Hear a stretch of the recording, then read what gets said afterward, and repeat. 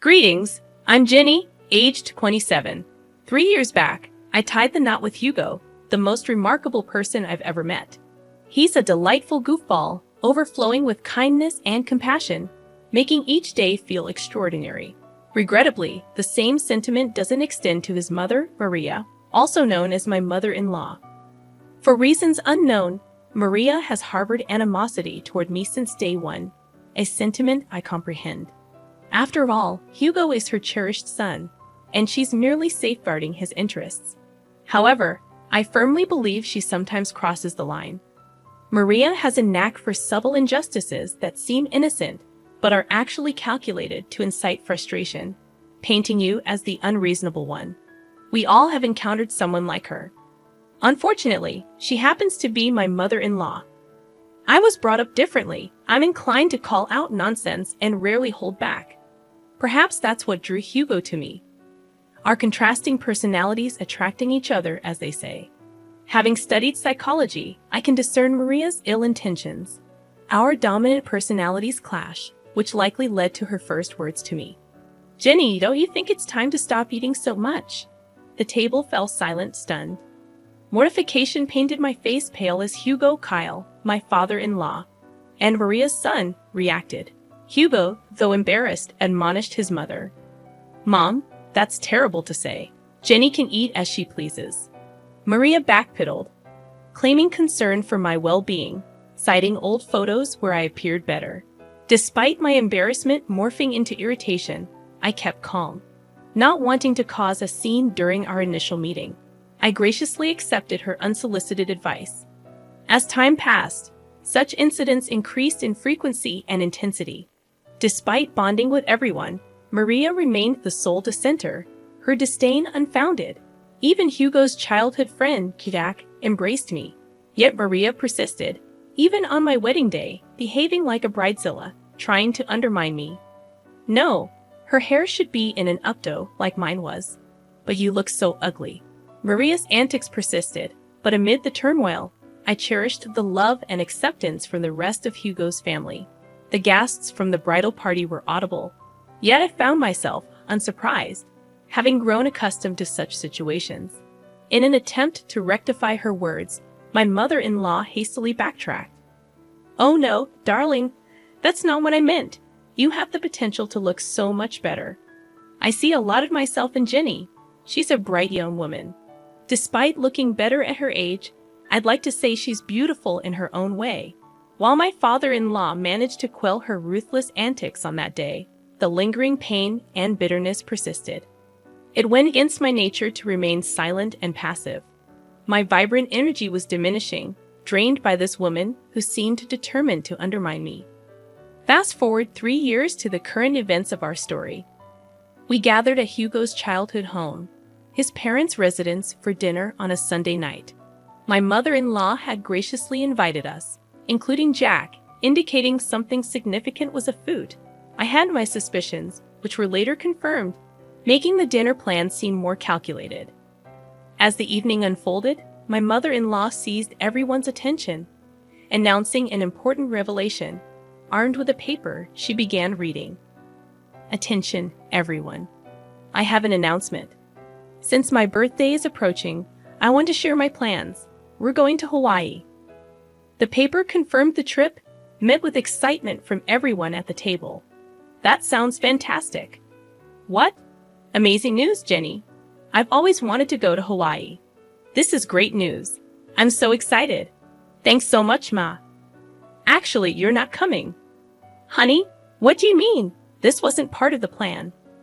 I made some last-minute changes and canceled her ticket before incurring extra charges. So, my ticket was already purchased, and she just canceled it. Why does she hate me so much? "Mom, what are you talking about?" In the ensuing chaos, Jack and I remained silent. Harsh words flew back and forth until Maria finally offered an explanation. Okay, fine. I'll tell you why I thought Jenny shouldn't join the family event. As I'm getting older, I want to spend my remaining years with those I care about most. Unfortunately, Jenny doesn't belong on that list. "Mom, really? What's wrong with you?" "Nothing's wrong with me. I'm just saying Jenny can't be considered family since she's not related by blood. By that logic, Jack shouldn't go either, right?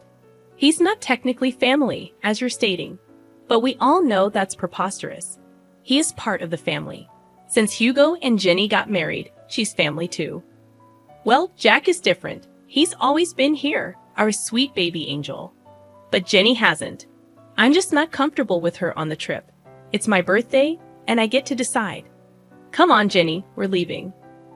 My resolute no reverberated through the room, capturing everyone's attention, including my adversary, who had been struggling to contain a smile. However, her expression turned serious at once. Maria, it's been evident from the start that you harbor disdain toward me.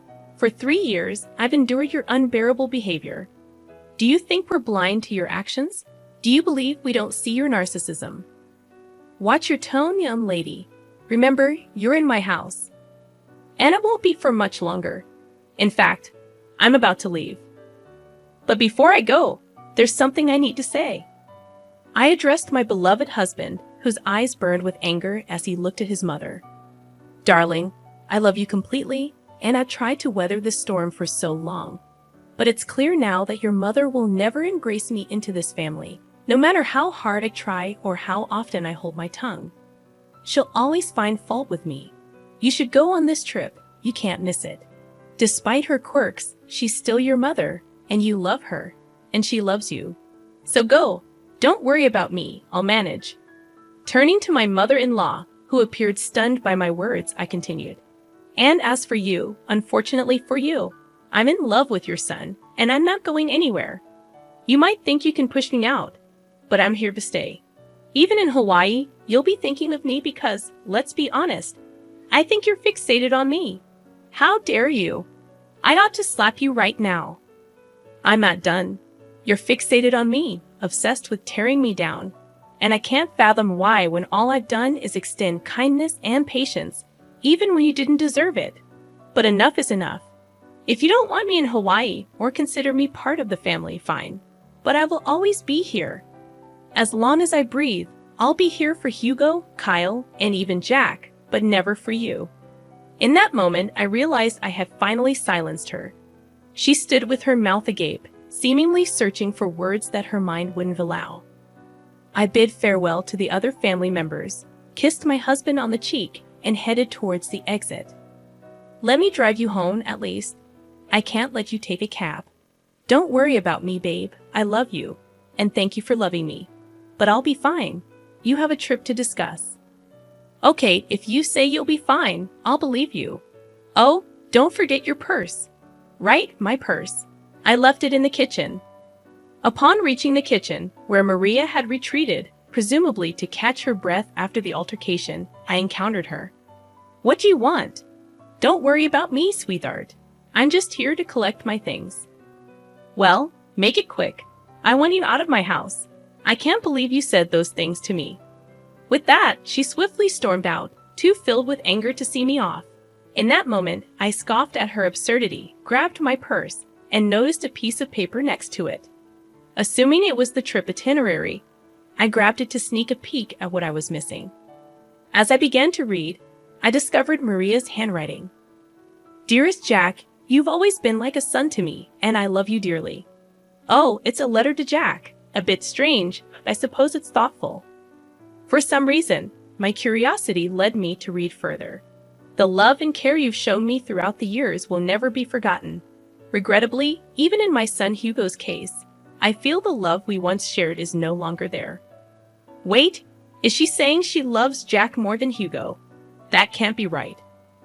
Persisting in reading the letter, each line intensified my astonishment. The revelations were difficult to fathom. Although I recognized it wasn't my place to read the letter, I couldn't help but be grateful for stumbling upon it. After absorbing its entirety, I paced the kitchen, contemplating my next steps. Suddenly, it struck me. Everyone who needed to know about the letter was in that room. It was time to act. Rereading the letter to confirm its contents, I sauntered into the dining room, where only 3 pairs of eyes met mine. Jenny, I am profoundly sorry for what my wife is subjecting you to. Don't worry at all. You're coming to Hawaii with us. She's just going through a rough patch right now. I'll talk to her and make her see reason. I don't know what's gotten into her, but I'll sort it out, I promise. Kyle, please don't concern yourself with me. As I mentioned, I'm fine. In fact, I've stumbled upon some interesting news that I need to share with everyone, especially Hugo. Hugo and Jack perked up, a flash of worry crossing Hugo's face. Perhaps he feared I was overwhelmed and considering a divorce. Whenever I complained about his mother, he'd empathize, marveling at how I endured her antics. I'd reassure him it was my love for him that kept me going. Noticing Maria's absence, I inquired, "Where is Maria? She needs to be here for this too." I mentioned earlier, she's a bit under the weather after your confrontation. Mentioned a headache and opted for a nap upstairs. She won't be down for a while. You know how she is about her beauty sleep. Familiar with Maria's peculiar habits that often inconvenienced others, I sighed in frustration. This is crucial. She has to be here. It's okay, Jenny. You can share with us, and we'll fill her in when she wakes up. Contemplating the information I possessed, I hesitated. I wanted to witness her embarrassment. I think you should go ahead and tell us, sweetie. It's okay, and you know Hugo struggles with anxiety. It wouldn't be good to keep him waiting. True, Hugo's anxiety could escalate quickly, and I observed him beginning to fidget in anticipation. All right, I'll share with you what I found. While I was in the kitchen, gathering my purse and preparing to leave, I stumbled upon something intriguing that I believe you all need to know about. Retrieving the paper I found, I began to read aloud. It reads, "Dearest Jack, you know that you have always been like a son to me, and you know that I love you dearly. And the love and care you have shown for me throughout the years will never be forgotten. I hate to admit it, but even when it comes to my son Hugo, I feel as though the love we once shared is no longer there. Hugo and I just don't see eye to eye like we used to, and honestly, I think it's because of Jenny. Ever since he married that girl, he no longer has time for me. He doesn't love me, and therefore, I don't think I love him. I love you, and you are my son.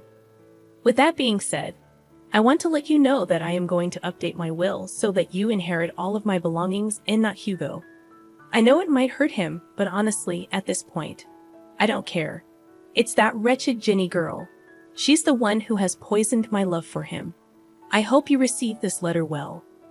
The reason why I didn't want to approach you about it in person is that, and it pains me to admit this, I couldn't risk seeing the rejection on your face.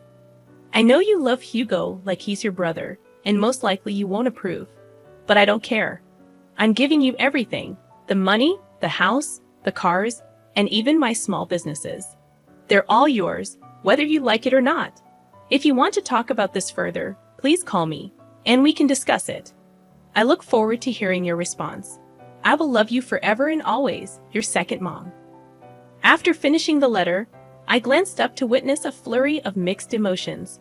Kyle appeared on the verge of tears. Jack seemed stunned, but Hugo looked like he was on the brink of losing his temper.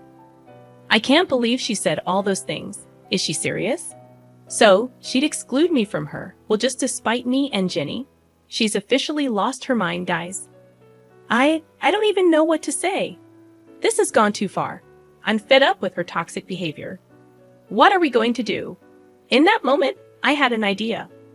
A week passed, and it was time for the planned Hawaii trip. Maria woke up to find a letter from her husband on her bedside table. It read, "Good morning, beautiful. We decided to let you catch up on your beauty sleep. Don't worry, your bags are packed. Just meet us at the airport." Maria hurriedly got ready and rushed to the airport, searching frantically for her travel companions. She tried calling them, but no one answered. Assuming they had already boarded, she boarded her flight, hoping to catch up with them in Hawaii. During the 12-hour flight, she landed and video called Kyle. "Hey, Kyle. Where are you guys? I woke up late and found your note, but none of you are answering. I assumed you boarded without me. Where are you? Let's start the festivities." "That won't be happening, Maria." "What do you mean? Where are you?" "I'm at home." "What? Why are you at home?" "You see, Maria, Jenny brought some important information to our attention last week, and since then, we decided we'd rather spend time in Florida with her than anywhere else with you. Maria gasped. You think we wouldn't find out? What, my baby? Don't baby me. You were really going to cut me out of the will, Mom. Who? How did you even find out about that? Oh, that wretched girl you despise so much. Jenny found your letter in the kitchen. I don't know what you're talking about, Maria. Lying right now is only adding more nails to the coffin. Jack, tell them. You've got to believe me. I did nothing of this sort. We all read the letter, Maria. The game is up. But I didn't do anything. Jenny is making everything up. Oh, am I? You are so pathetic. It actually makes me sick. We all know what you said and what you tried to do. Thank goodness I was nosy enough to read the whole thing. Hugo, Kyle, please. No, Maria. Enough is enough. You're done. You don't get to say anything else. You messed up big time. Your hatred has caused you to be blind. Now you have to suffer the consequences of being alone on your birthday because of what you've done. I hope you can use this time in Hawaii to reflect on your actions. But I'll be alone. It won't be fun. Maybe people would like to hang out with you more if you weren't such a raging witch. Have fun. And with that, Kyle hung up the phone. We all let out a sigh of relief. I was the first person to start laughing, eventually joined by Hugo, and before we knew it, we were all bursting with laughter at the dining table, just laughing at the sheer absurdity of the situation. The look on her face once she realized the game was up was priceless. Her face turned pale, all the blood drained from her face, and it was evident that it was the first time in a long time that she felt embarrassed. Marianne had to spend her vacation alone, frequently calling Kyle to see if he would at least come and join her because canceling the reservations she made would be expensive. But every time he kept denying it, stating that when she comes back, they were going to have to implement some ground rules if she still wanted to be married to him. Maria began to be very apologetic and frantic, a complete 180 from her usual demeanor, which was genuinely surprising. Hugo also mentioned that if Maria still wanted to be in his life, she had to make a drastic change in her attitude, otherwise, he was ready to walk out of her life forever. Their relationship remained rocky, and Hugo asserted that if Maria ever disrespected him again, even with the smallest snide remark, he would cut her off completely, just as she had planned for him. As for Jack, he decided it was best to stop being overly accommodating to Maria, as it was clearly enabling her toxic behavior. So not only did Maria end up spending a miserable time in a beautiful place, but she also risked losing the 3 most important people in her life. She now has very strained relationships with all of them, and she has to change for the better. Regarding me, I messaged her, stating that I need time to decide if I'm going to forgive her for all of her injustices. She was apologetic and begged me to talk some sense into the men in her life. I refused, stating that this is the bed she made for herself, and now she has to lie in it. To this day, Maria is still attempting to mend the very broken relationships that she caused. I just hope she learned her lesson.